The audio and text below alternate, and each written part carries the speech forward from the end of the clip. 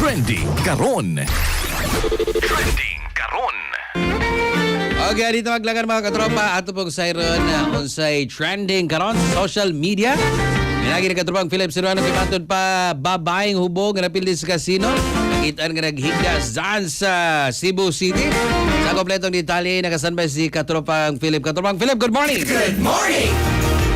Usa ka 31 anyos nga babae gikan sa barangay Kandulawan sa Dakbayan sa Talisay ang nakitaan nga naghigda sa dalan B. Rodriguez, Barangay Guadalupe sa Dakbayan sa Subo kagahapon sa kadlawon nga gituuhang gumikan sa kahubog. Ang babae na ilahan nga si Easter, 31 anyos. Matod pa sa taxi driver nga si alias Lester gikan sa usa ka imnanan sa Barangay Kasambagan.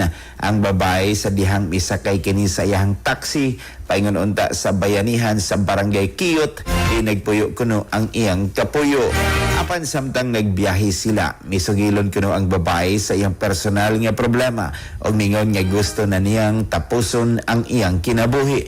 Gingon ni Lester nga mipugos ang babae nga munaog sa taxi tungod kay gusto ko ni nining mulayat sa taytayan sa B. Rodriguez. Sumala pa sa driver. Mibutiag ang babae nga aduna kini utang sa kasino nga mukabat og 64,000 pesos og nabalaka kini nga mapriso kung dili makabayad.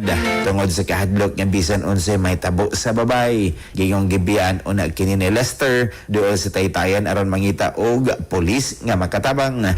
Apan sa iyang pagbalik iyang maabtan ang babae nga naghigda na tunga sa dalan gumikan sa kahubog. Para sa itong mga katropa nga mga kalalakinan kinsa na problema na silang lawas ng galipay. Katropa, di na ka na angay ikabalaka. Gumikan kay ang Turbo Dietary Food Supplement for Men. Mapalit na kini sa inyong mga suging patika. Kay sa Turbo, wagas ang lakas. Alang sa Negosyong Pilipino para sa Pilipinas, kini ay ang certified turbo user katropang Philip Serrano, ex-FM News. Kasikas Express Balita. Cellphone Plus Gold. Mapalit sa mga butika sa inyong lugar.